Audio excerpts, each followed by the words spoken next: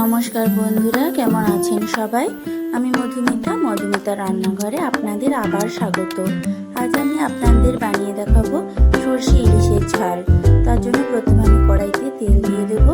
তেলটা ভালো করে গরম হয়ে গেলে লবণ আর হলুদ মাখানো মাছগুলো এবার কড়াইতে দিয়ে দেব। এবার মাছগুলো হালকা করে ভেজে নেব।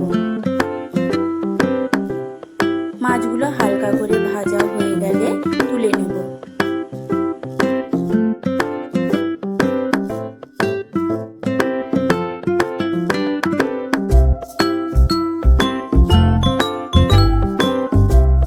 সমস্ত মাছগুলো ভাজা হয়ে গেলে তুলে নেব। এবার ওই তেলে পেঁয়াজ বাটা দিয়ে দেবো।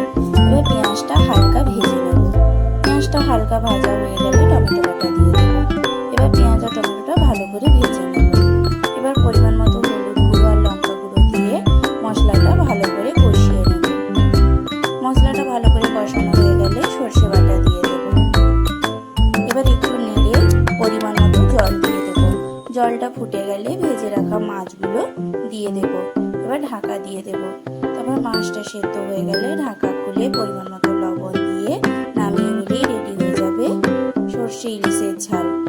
আপনারা তো সরষে ইলিশ অনেক খেয়েছেন, এইরকম সরষে ইলিশের ঝাল একবার বানিয়ে দেখুন। আর আমার এই রান্নাটা কেমন লাগলো অবশ্যই কমেন্টে জানাবেন। আর এইরকম আরও